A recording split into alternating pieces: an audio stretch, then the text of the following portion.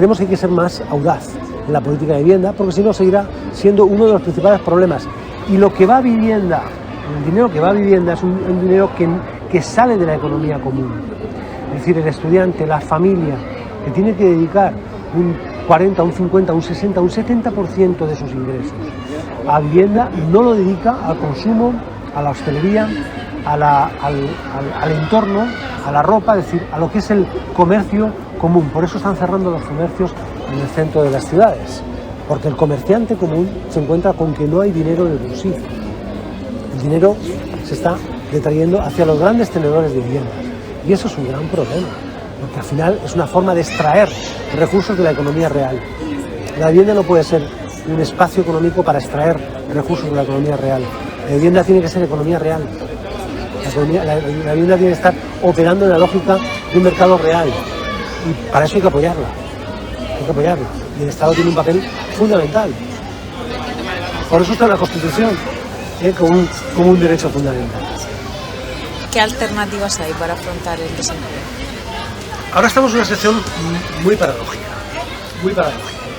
que nos puede hacer ocultar los problemas reales que tiene la economía española, en general los problemas generales que tiene la economía a nivel incluso global, ¿no? Se ha dado la paradoja de que no crece significativamente el Producto Interior Bruto y estamos viendo cómo crece el empleo. Esto es un pequeño, lo hemos visto en la tasa última publicada, esto es un pequeño espejismo, ¿no? Podríamos decir. Hay que crear empleo, pero sobre todo hay que crear mejor empleo, ¿no? Y hay que apoyar la creación de un mejor empleo, porque lo que se ha producido desde la superación de la crisis hasta ahora es la creación de un empleo muy precario, con salarios muy bajos, con mucha inestabilidad, sin ningún tipo de protección, sin ningún tipo de seguridad, que no puede a las familias permitir mirar el horizonte con tranquilidad. No digo el horizonte de una década, el horizonte de 10 meses, y que está también comportando problemas en otros entornos, como por ejemplo en Europa, donde vemos que hay mucha gente que prefiere no coger un empleo, o en Estados Unidos, antes que ponerse a trabajar, ¿no? Porque el empleo tiene unos salarios ínfimos. Bien, junto a eso tenemos la particularidad de la región de Murcia, que es además una región en la que el subempleo está generalizado y la economía sumergida están generalizados. Hay que atajar la economía sumergida, hay que atajar el subempleo. Hay que ver que la única manera de mejorar la situación del empleo es hacer un plan de reindustrialización completo, no solamente en el conjunto del país, sino especialmente en donde, como en la región de Murcia, tenemos una población joven, poco preparada, porque hay un porcentaje de fracaso escolar todavía excesivo, en torno al 30% en nuestra región, que hace que una masa de jóvenes, digamos, los preparados se van fuera y los poco preparados se quedan aquí sin encontrar empleo. Esa población joven pueda tener una oportunidad de futuro, y para eso el papel del Estado es fundamental, el papel de la comunidad autónoma tiene que ser fundamental. Tiene que haber, por tanto, un plan de reindustrialización, de creación de empleos supervisados también por la administración pública, y tiene que haber un apoyo al empleo, una mayor política activa de empleo, en la que emplear, digamos, con derechos no resulte tan caro y que el Estado esté respaldando. Si no, vamos a seguir creando subempleo. Y eso lo vemos pues en la productividad, por ejemplo, del empleo de la región de Murcia, en el campo de Cartagena, pues vemos lo que hay, ¿no? Empleo que no llega a los 20.000 euros de productividad al año, ¿no? Cuando en otras comunidades autónomas el empleo está en los 60.000, 70.000, 90.000 euros al año. Tenemos que crear empleo productivo, si no nos sirve, no creamos futuro, solamente creamos un presente muy precario. Hay que buscar alternativas. Y la única alternativa posible es la reindustrialización. No hay más vías. La creación de servicios en torno a esa reindustrialización. Ahora mismo tenemos servicios en torno a sectores primarios y turismo. Y la caída del turismo en la región, ya sabemos dónde nos ha dejado. No va a volver la construcción. No va a volver de la manera como estuvo. Hay que buscar alternativas y hay que hacerlo en serio. Tenemos retos muy importantes en la próxima década y media, en los próximos 15 años.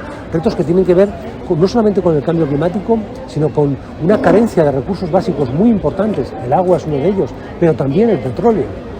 Vamos a ver cómo la movilidad va a ser cada vez más costosa, ¿no? Y vamos a ver cómo tenemos que empezar a asumir que la trazabilidad, digamos, de ciertos productos, la huella ecológica de ciertos productos no la va a hacer, no nos va a hacer competitivos, ¿no? Y por tanto tendremos que pensar que a lo mejor en lugar de traernos productos de China habrá que producirlos aquí, ¿no? Estas cuestiones que las hemos visto durante la pandemia hay que pensarlas, pero ¿quién las tiene que pensar?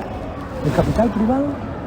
¿Los emprendedores por su cuenta, viendo a ver si creativamente pueden hacer algo? ¿O una dirigencia política desde la dirección del Gobierno de España y del Gobierno de la Comunidad Autónoma que oriente cuáles son los sectores estratégicos y entonces facilite que el capital privado pueda entrar en ellos? La clave es que haya dirigencia política y sinceramente pues yo en el Gobierno del Partido Popular, ahora en la región de Murcia, no lo veo. ¿Mantenéis la propuesta de la reducción de la jornada laboral a 4 días a la semana?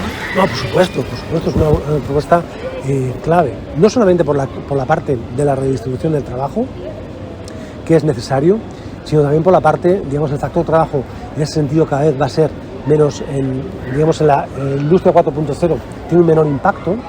De hecho, si tuviéramos un tejido industrial en esa línea, en la industria 4.0, costaría menos la jornada de las 32 horas. Cuesta la jornada de las 32 horas donde la productividad es muy baja, donde hay que echar muchas horas para ser productivo.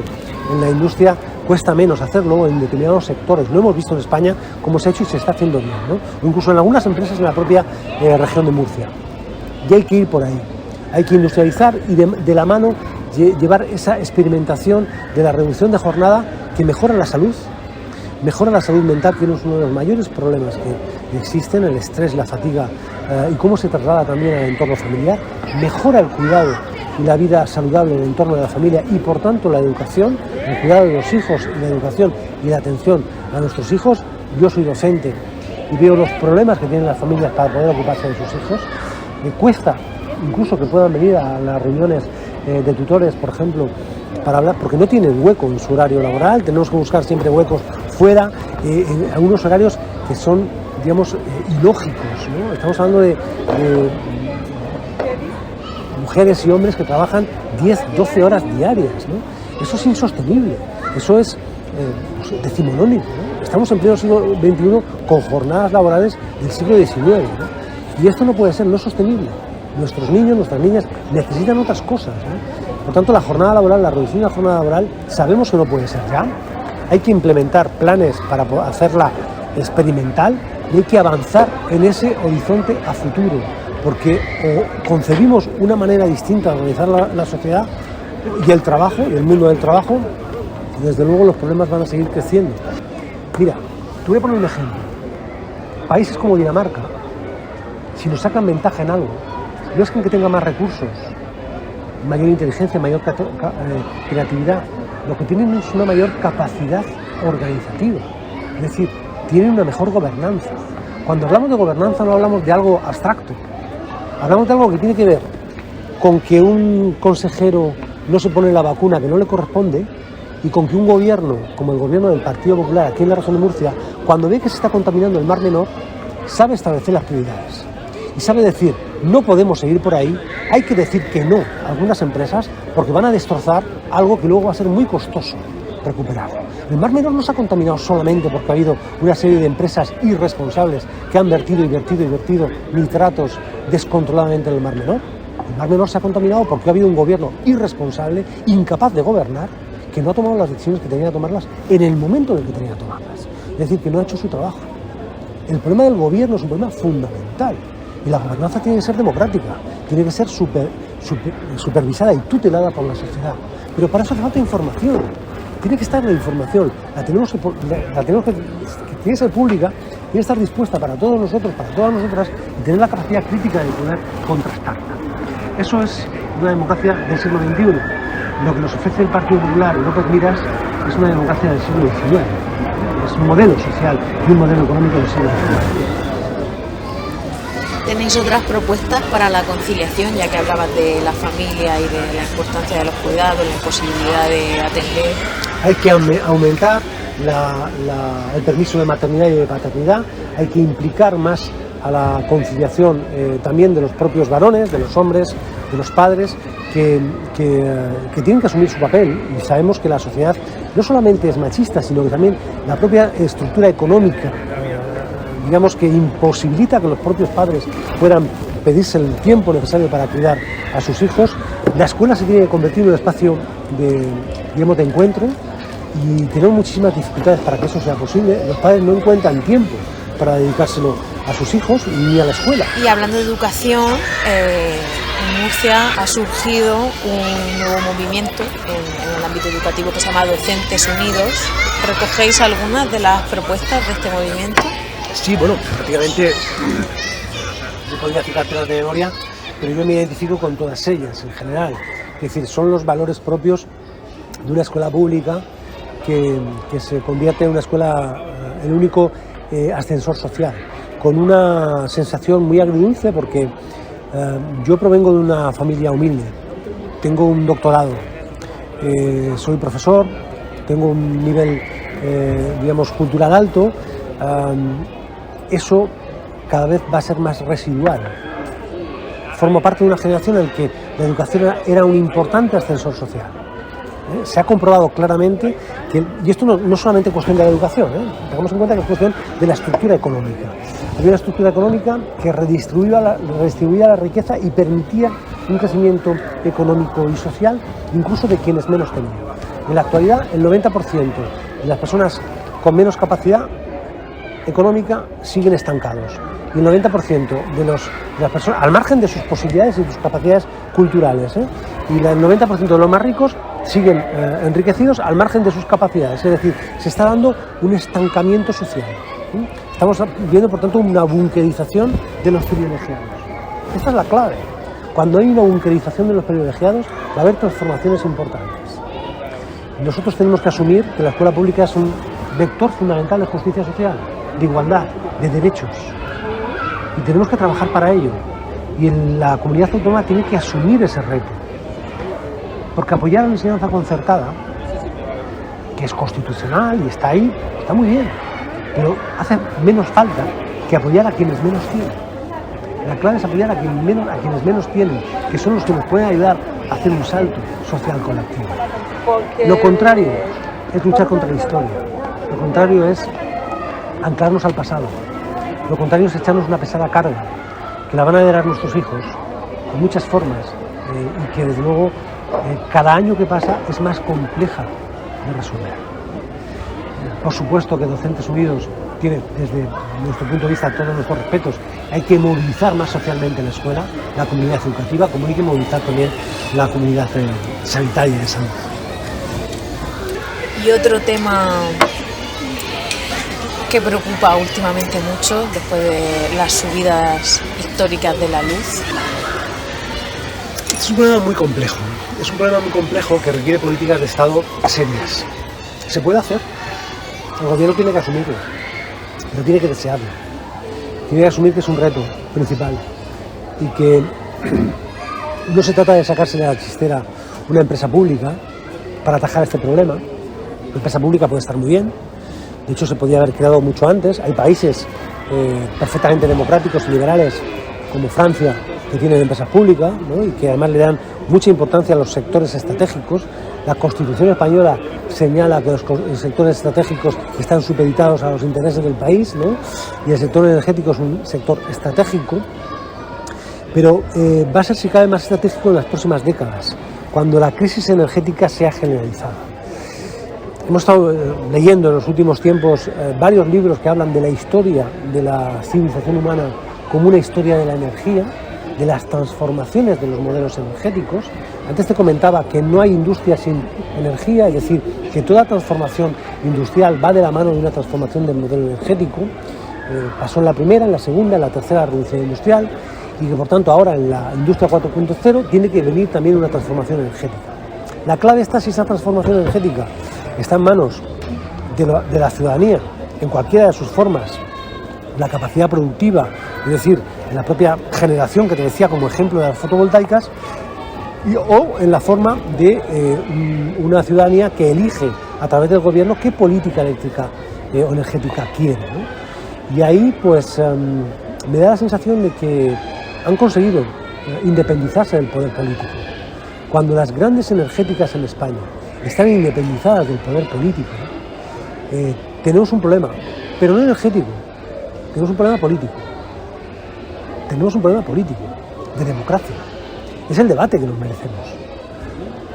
¿España puede permitirse que suba el precio de la luz todos los fines de semana, mes tras mes, año tras año, sin edil? ¿Puede permitirse que el gobierno de España no pueda disponer de más instrumentos que la bajada de impuestos? ¿Puede permitirse que no haya una alternativa? Pues habrá que generar esa alternativa. Y esa alternativa es transformar el modelo energético. El modelo de mercado energético. Es decir, que el precio quede fijado no por el precio más alto, sino por el precio más bajo. Es decir, liberalizar el mercado implica abrirlo a determinadas leyes que entendemos que son mucho más justas, ¿no? Y si tenemos energía limpias, energías renovables, que te pueden producir de una manera mucho más económica, pues esas energías tienen que entrar a competir. Tienen que entrar a competir en términos de igualdad. Y tienen que entrar, además, no solamente en manos de las grandes empresas, sino en manos de cooperativas, en manos de pequeñas empresas que puedan poner en el mercado su energía, con la igualdad de derechos ante cualquier otro. Un huertano en Murcia puede poner sus tomates en el mercado, ¿verdad? Igual que lo puede hacer una gran empresa que produzca en Mazarrón. Pues la clave es que los pequeños productores de energía no se arruinen cuando vayan al mercado, sino que puedan ser competitivos en el mercado. Hay algunos ejemplos, ¿no?, con algunas empresas que lo están consiguiendo. Pues hay que hacerlo posible en este país. Y no es una cuestión de energía, es una cuestión de política. Y ya para terminar, ¿qué consideras que es lo más importante que debe conseguir el gobierno para la gente? ¿El gobierno de España te refieres a la región de Murcia, el gobierno de España? O los dos, si quieres. Yo creo que el gobierno de España tiene un reto muy importante, y es hacer creíble que es el gobierno más progresista de la historia. Es decir, hacer creíble que ha venido a cambiar las cosas de la vida de la gente común.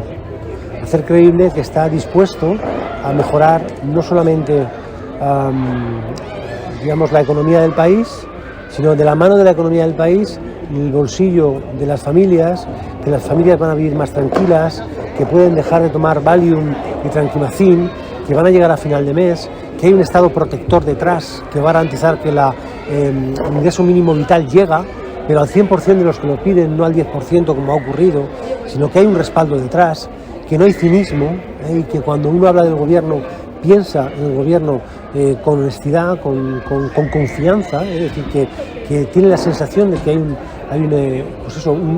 de todos ahí, aunque no estés de acuerdo al 100% con lo que dice, pero tú sientes que el gobierno forma parte de ti, de tu país, que además está defendiendo los intereses de tu comunidad, ¿no? Y eso lo que deseo también para la región de Murcia, que no sea un gobierno para unos pocos.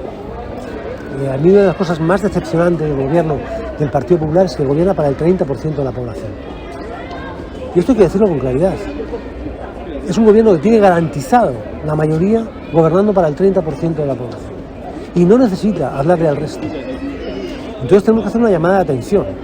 Ahí queda un 70% de la población murciana que está pasando dificultades, que está sintiéndose abandonada, que está empobrecida, que está, minusvalorada, que casi un 40% decide no ir a votar, decide no participar políticamente, no implicarse, que no asume el compromiso de compartir las decisiones porque se siente abandonada, y luego otro porcentaje muy importante que siente que su voto no sirve para nada. Yo creo que lo que hay que hacer es animar a que esto no tiene por qué ser así, ¿no?